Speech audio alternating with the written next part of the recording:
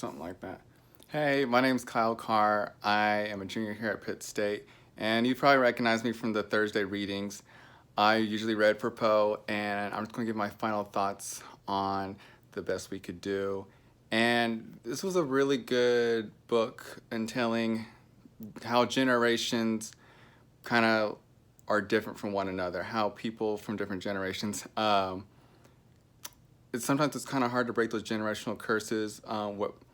Let's say a parent that goes through a very traumatic experience as a child probably thinks, I would never want my child to go through this, but sometimes you can't control everything that goes on in your world and society, and your children end up going through what you go through by means of things that are out of your control. And then as children of these parents that went through these experiences, we try to really understand them better, especially if we grew up in a different culture and society as they did.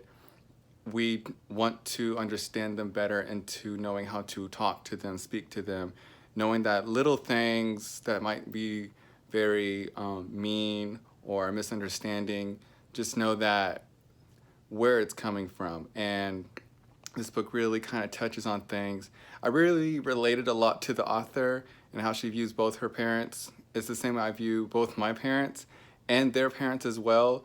We're three different generations that went through three different experiences. And I really related a lot to Poe because it's his whole father-son relationship. It's kind of that curse that I have in my family where we have a hard time really trying to understand each other just because we're so different. And me, the youngest one, the latest in the generation, I am able to want to take the initiative to take that look back so I can understand my mom and dad better, so I can understand their parents, my grandparents better, and understand how society was for them and how culture really affects that. And this book really is kind of like a message of, definitely for people who are children of immigrants or immigrants themselves, that starting over doesn't always mean a fresh start. You do take the baggage from where you come from, and that does follow you for generations to come. And how do we break these curses? How do we step out of that mold?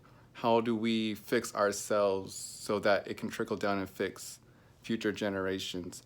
And this is it's a very touching and loving story. Even if you aren't an immigrant or a child of an immigrant, this is something that will help you reflect, to observe other people around you, knowing that everyone's experiences are different, but there's always a similar key connection between all of us.